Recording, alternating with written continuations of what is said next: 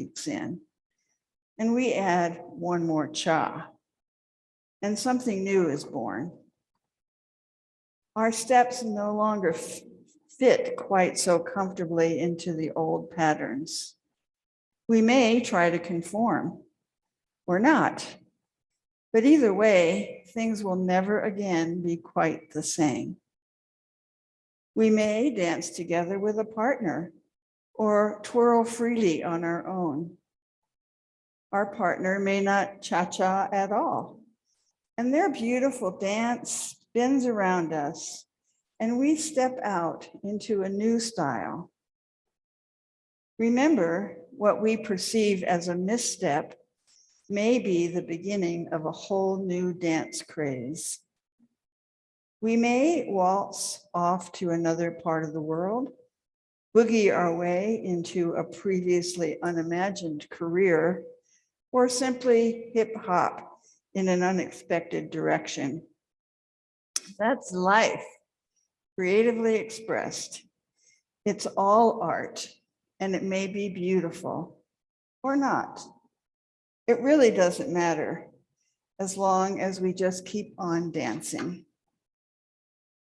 And so it is. Now it's time for our joys and concerns, a favorite part of our service. I need to remind people to keep it short and remember that we engage with affirmative prayer, asking what we want to see, knowing that it is already done. And we end with, will you hold this light with me? We have a microphone up here. And I ask that you use it when you come up. And I will begin with a deep gratitude. Yesterday, I had the privilege of participating with a group of singers from here for Ken Cathy's memorial service. The service was beautiful and touching, and the song that we sang is called Who We Are, and it too is beautiful and touching. It starts with the thought that for each child that's born, a morning star rises and sings to the universe who we are. Sings to the universe who we are. So for me, that was a powerful reminder to shine that light forth. So I'm promising myself to do that more, and I hope that you will also. Will you hold this light with me? And anyone is welcome to share a joy and concern.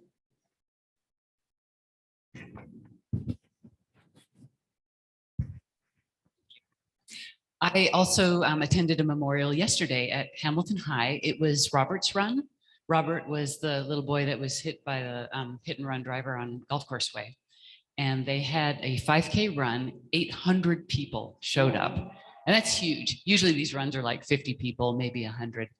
So I looked around, we were all stretching, getting ready to go. And I just saw the masses of people, lots of children, lots of high school kids, and a lot of parents and adults. And it made me feel the wonderfulness of humanity, that we gather together to support the family. The parents, the grandparents, and a great grandparent were there of this young boy. And all the money that they raise is going to a fund to help children do outdoor activities. So it was just a really wonderful affirmation of the power of community to come together when tragic things happen and turn them into something positive.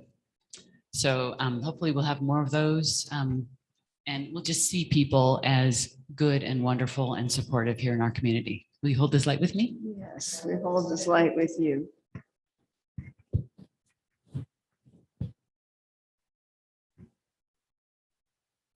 Anyone else? So yesterday I was fortunate enough to spend the evening with some friends of ours from here at CSL, Mark, Astrid, and Larry. And we got into a nice conversation about CSL. And at the end, it just reminded me how much I appreciate all the people who make CSL what it is. All the volunteers, past, present, and future, are what keeps this place going, what makes it a place to come to every Sunday in our community.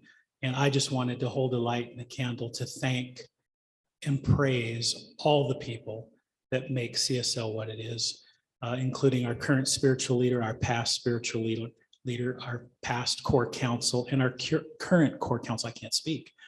God knows I have to sing today too. But I just want to tell them and make sure that they know how much they are all appreciated for all the work they put into this facility and our community. I was telling Larry, I said, I wish I could do more, but I just don't have the time to offer myself more to CSL. And I really, really, really, really, really 1,000 times, really, 1,000,000 times, really want to let you know that if you volunteer here, you are appreciated. And I know you don't hear it enough. So if you would, with me, hold a candle for all the folks that make CSL what it is. We hold this light with you.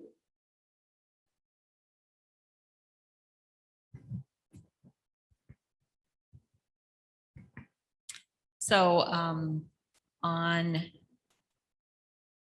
Thursday, doesn't matter what day, I had the pleasure of visiting with Zava, kind of as a farewell visit. She's leaving this week to move to California. And she wanted me to share joy and concern, just and because she can't really do it from Zoom. And I just want you to know she looks radiant. I really feel she is back to her wonderful health that she had a year ago. And moving to Missoula to be with Helena was just the best thing that could have ever happened to her. It brought closure, because that is the house where Michael died. And that was her home before she sold it to her son, Mickey. And so there was so much closure, so much healing that went on with her and Helena. And just, it was just really a miracle and a blessing for her. So I just want to hold the light for Zava to share that with her son in California. And they're welcoming her with open arms. They've created a bedroom for her and remodeled it and put new carpeting, got her a bed and done all that stuff. So I'm really excited for her for this next journey in her life. So would you hold this candle with me for Zava and her continued good health and vitality? Thank you. Yes, we hold this light with you.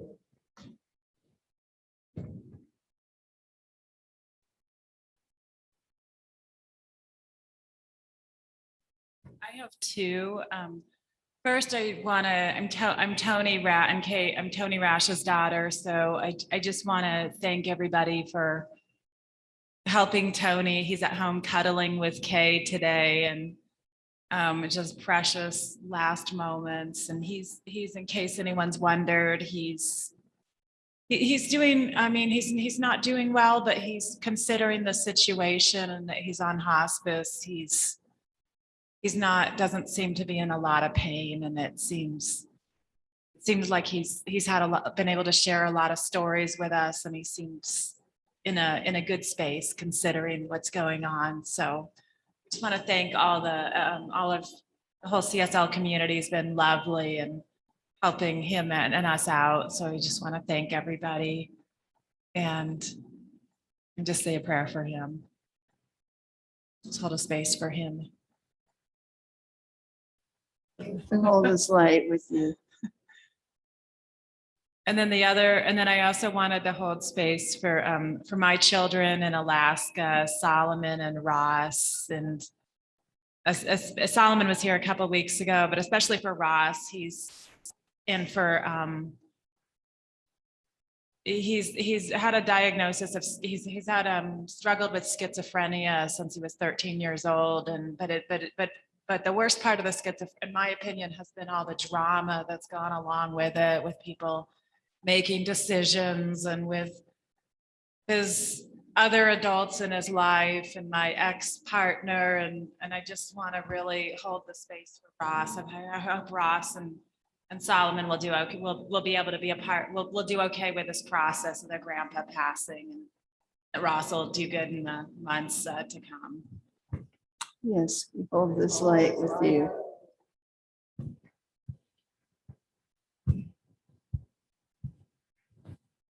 We have time for one more.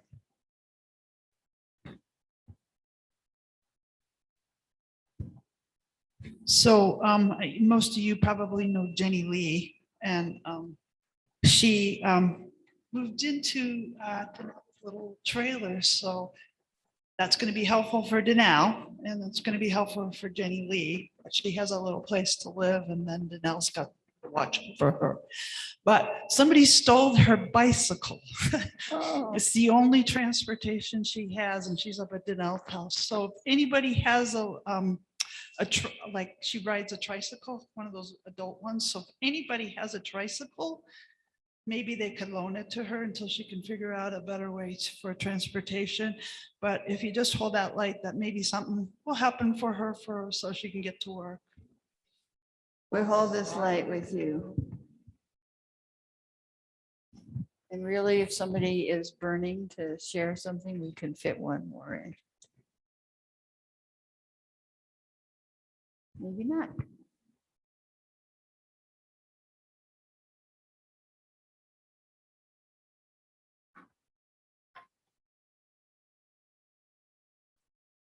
Let's take a moment of silence,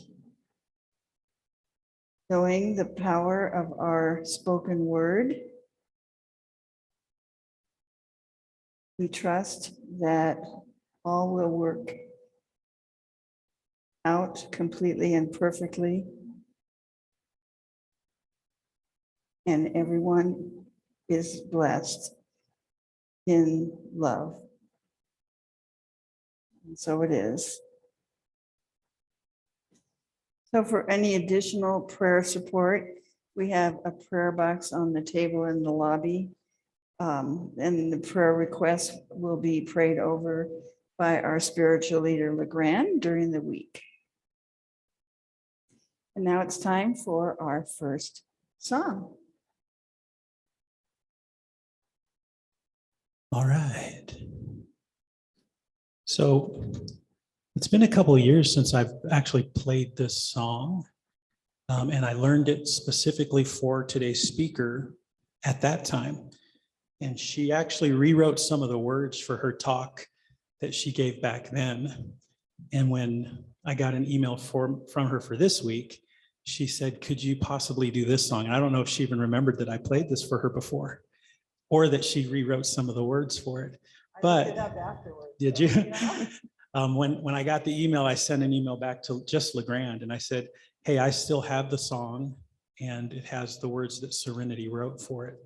So this is by special request from today's speaker. I'd suggest, rather than standing, unless you'd really like to, that you sit, relax, and absorb the message of the song. And this is a song called Arms Wide Open.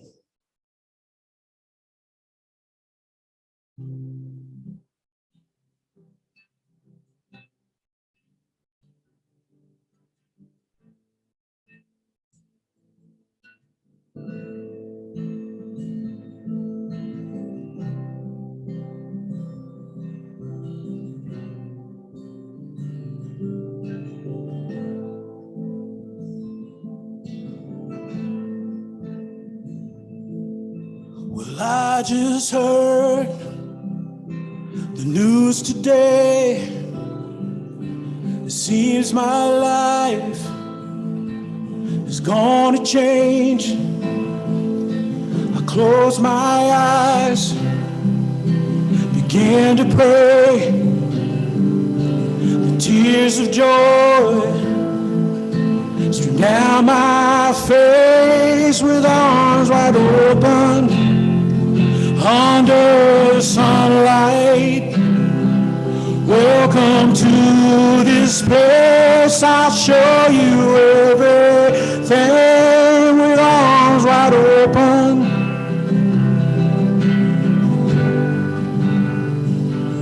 with arms wide open.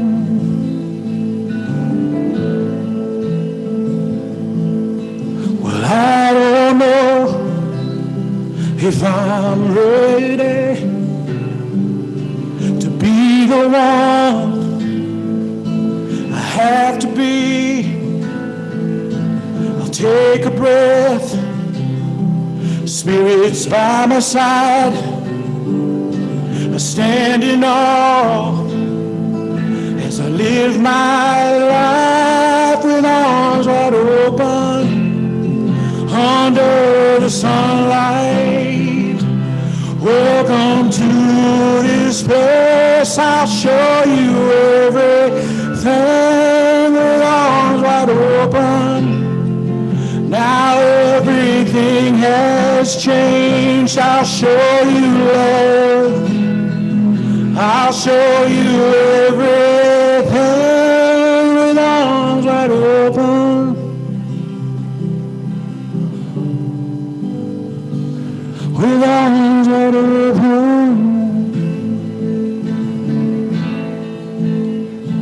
I'll show you everything, oh yeah.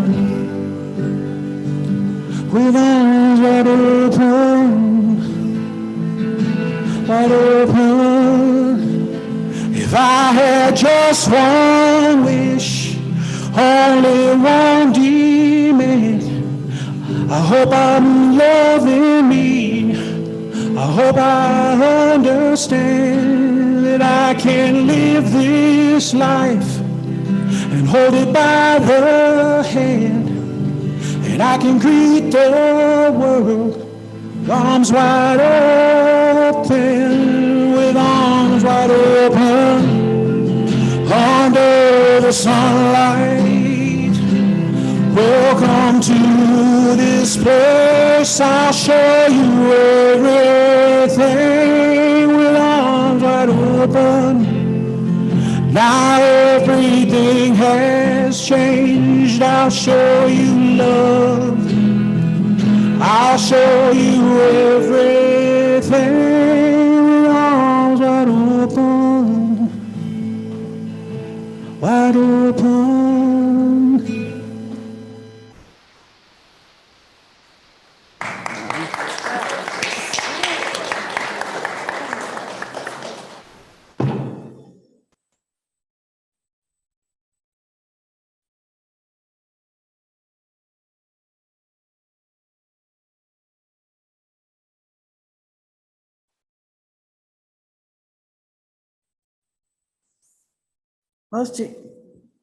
Most of you may be aware that Serenity's legal name is I Am Serenity. But to me, she is our Serenity. Serenity describes herself as a consciousness practitioner and adventure advocate. That's a perfect description. Today, her topic is It Takes a Village, in which she will share some recent family experiences and how an attitude of involvement is necessary for us, our families, and our neighbors to thrive in a safe, healthy, and unifying environment, and Spirit's role in that. Serenity's talks are always well prepared and inspiring. And I would be very surprised if it doesn't contain at least a joke or two. So with arms wide open, help me to greet Serenity.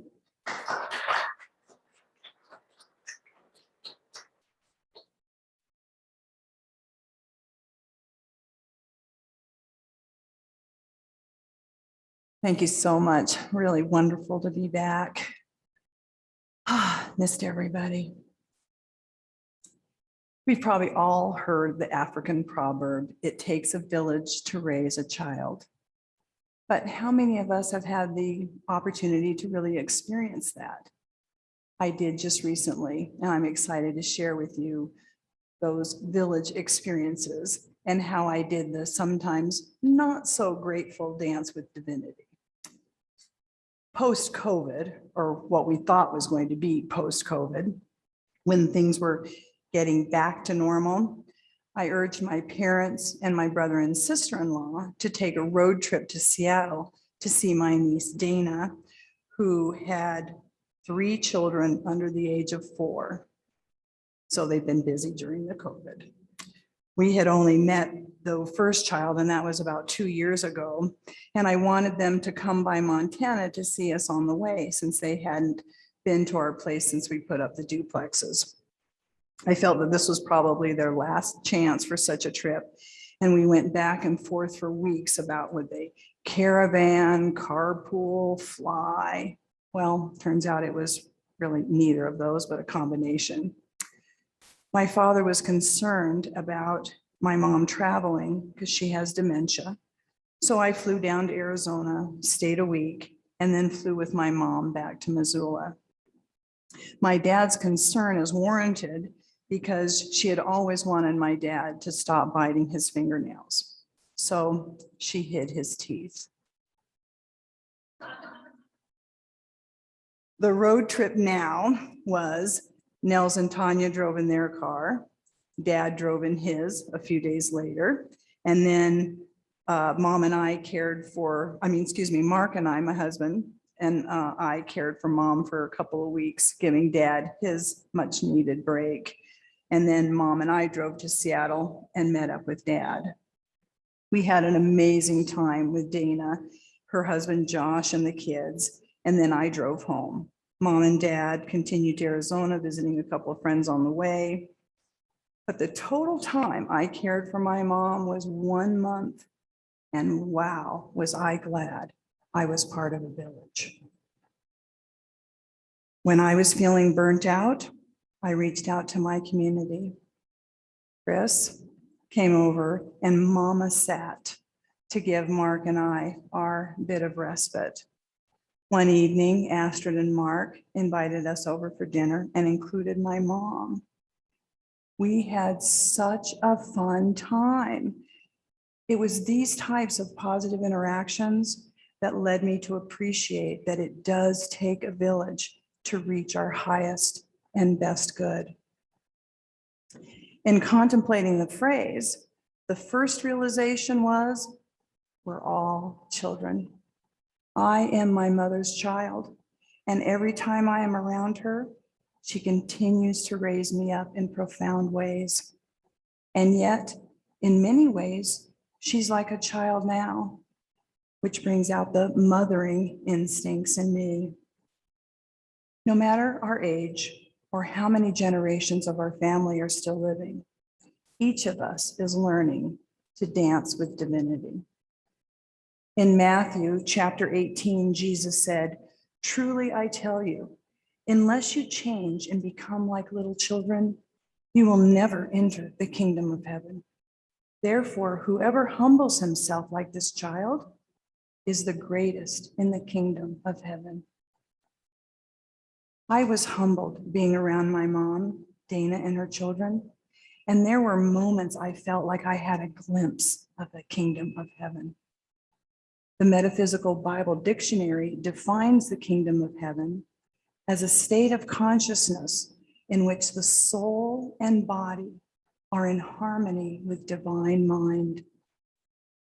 And it's that unity of peace and joy existing in the presence of Holy Spirit that I had the privilege of experiencing. The first night my mom was at our house, even though I knew she was tired, she would not fall asleep. She kept getting up hour after hour. In the wee hours of the morning, I was really frustrated, tired, and just wanted her to go to sleep.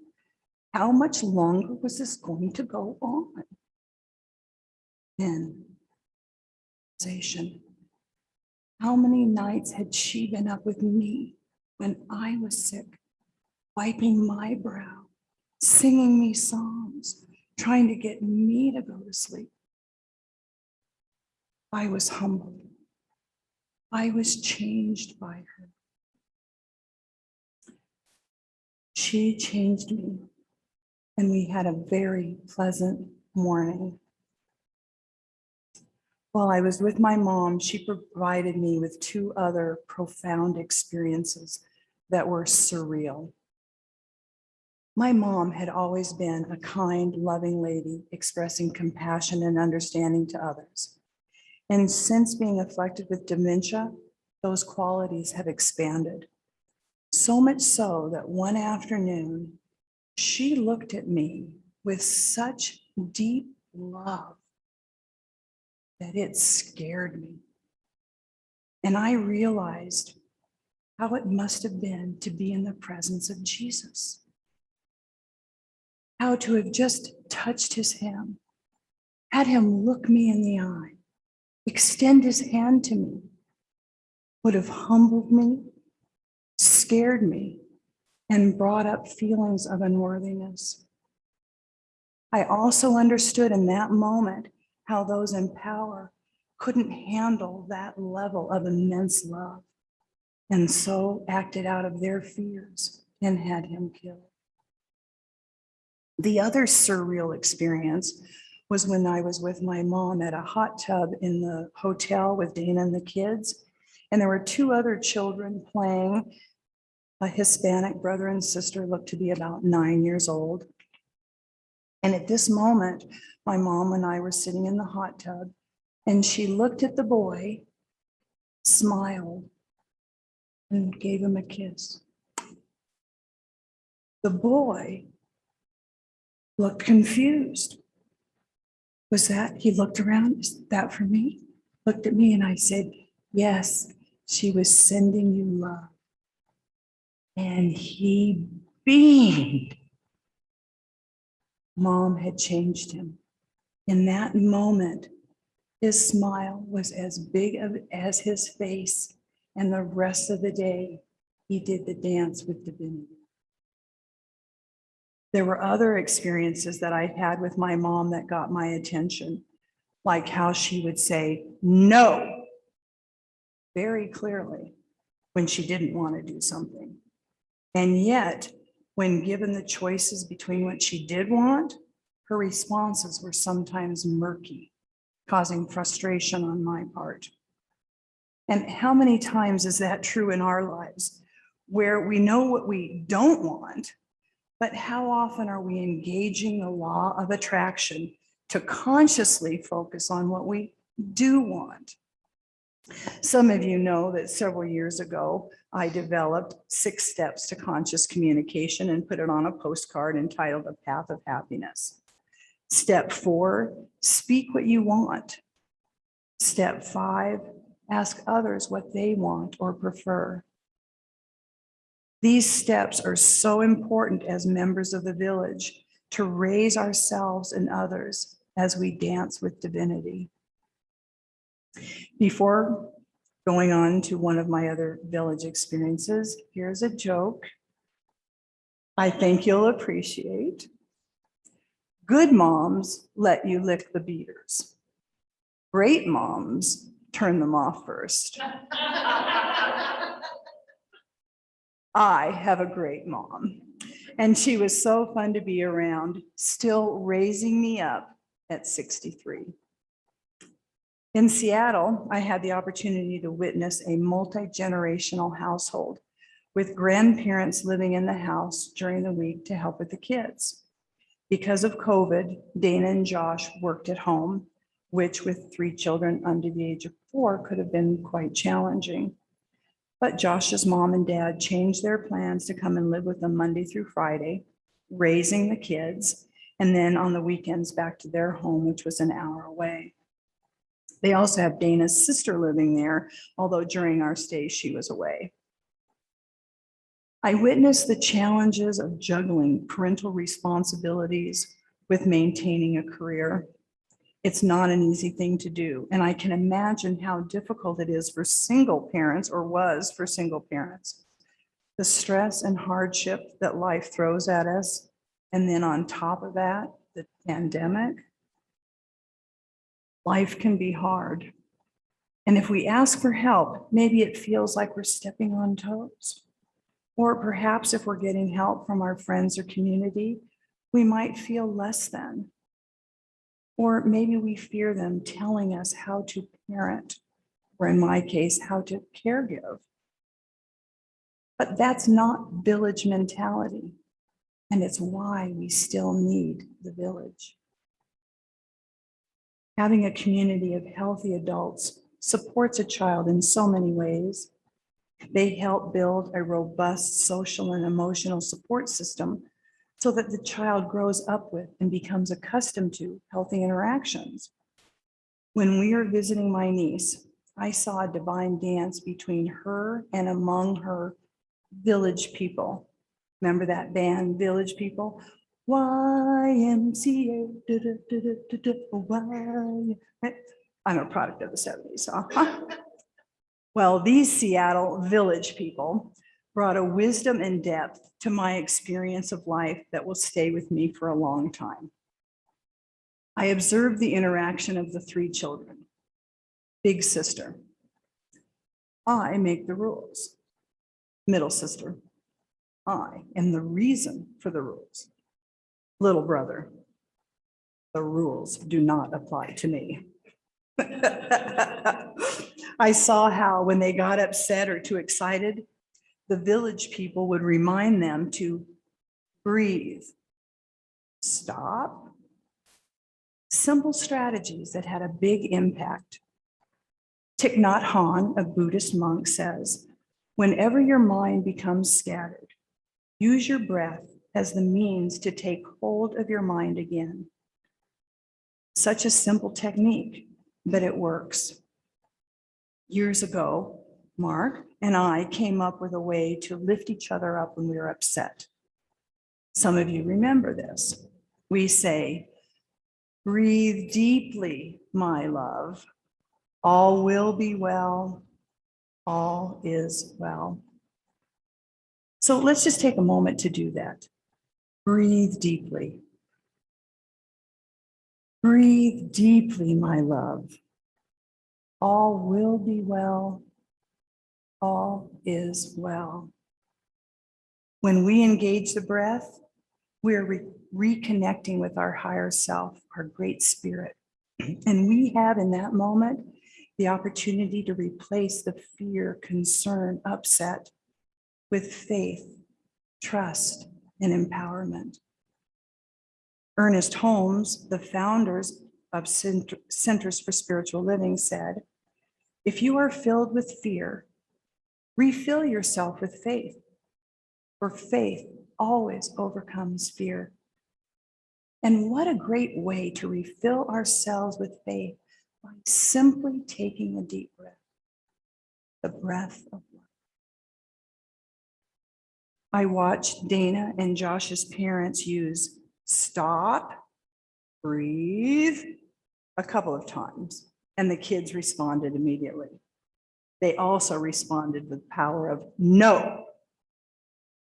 Effective tools for parents, caregivers, and us village people. In January, I gave a talk, Embracing the Joy of Oneness, in 2021, where I explained that oneness was a feeling of interconnectedness and interdependence, a feeling that we aren't separate from anything, but instead part of a much greater whole. And living this means that I am as young as the newborn infant and as aged as the oldest elder. Isn't it interesting that I had the opportunity to experience both? Buddha said, he who experiences the unity of life sees his own self in all beings and all beings in his own self, and looks on everything with an impartial eye. That is my invitation to you. Be the village that sees your own self in all beings and all beings in yourself. And look on your experiences with an enlightened eye. Another experience I want to share with you that relates to It Takes a Village came from my Uncle Phil's passing. I got a call from my aunt saying that Phil was choosing not to eat or drink, and that he had decided he wanted to die. He had been suffering from multiple ailments for over a year, and he knew he wasn't going to get any better.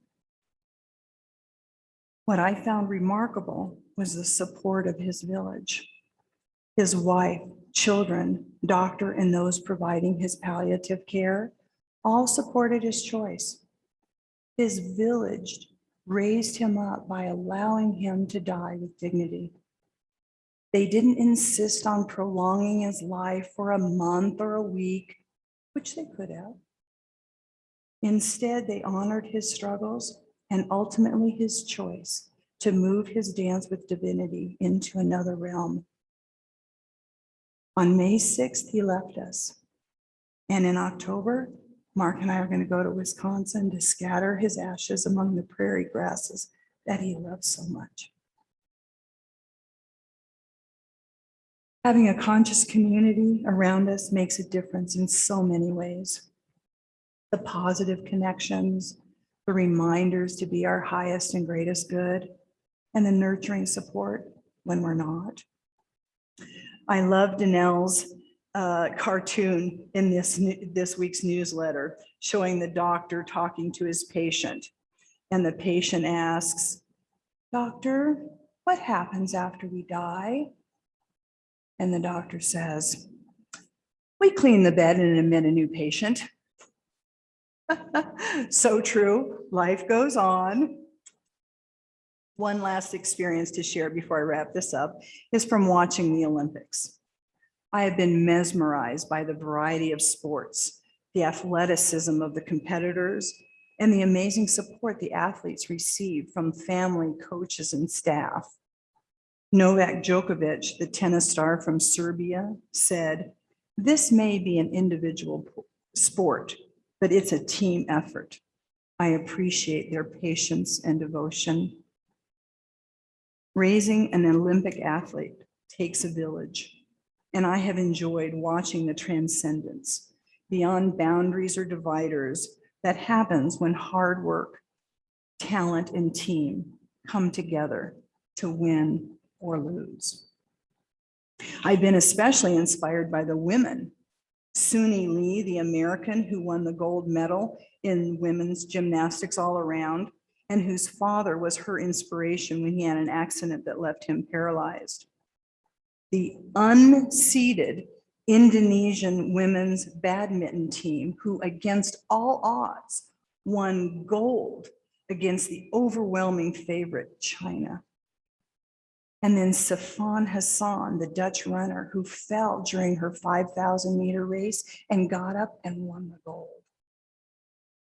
When women are empowered by our village, it raises up women all over the world, which in turn raises all of us up.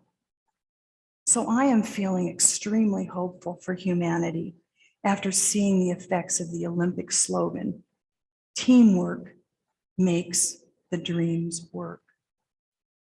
And when it does, and the highest reward is given, it's fun to watch them do their celebration dance with divinity. Yeah. We are all blessed to be part of the village.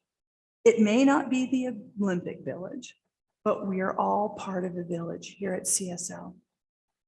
CSL is a unique village in that it consists of conscious, supportive people helping to make our dreams come true. And I invite you to take advantage of this, like what Bill was saying. Reach out to this community when you find yourself needing support, and know that you aren't stepping on anyone's toes. Don't be shy in asking for what you want 100% of the time, but also be willing to hear no as your answer. As part of this village of healthy relationships, don't be ashamed to ask for help, and remember to stop and breathe. Ernest Holmes said, "Life is not just something to be endured. It is to be lived in joy, in a fullness without limit. We are born to be happy, to be abundantly supplied with every good thing, to have fun in living, to consciously unite with the divine power that is around us and within us, and to grow and expand forever. To do that takes a village. So perhaps you might offer to watch a friend's children or parent, or to share some tools and techniques that have helped you, or simply to listen with understanding to someone's struggles, burdens, joys, and aspirations. We each have been granted a unique opportunity. No matter how many generations of your family are still alive, the number of communities you participate in, or who your biological parents were or are, we can each choose to raise each other up or tear each other down. We all live in one big village, and with our vantage point, we can see a braver, newer world, one whose wisdom understands the interconnectedness of things and how it's the community's responsibility to lift up the child, and that fundamentally we are all children born in the image of our Creator. We're more than halfway through the year, and I urge you to continue to embrace the joy of oneness. Like the Buddhist said to the hot dog vendor, "Make me one with everything." So I ask you to make yourself one with everything and realize your role in the village. With arms wide open, use your awareness to raise yourself and your neighbor up to God's abundant good. We are all family, and with confidence, go forth traveling the world's roads, a wiser village people, doing your unique dance with divinity. So it is.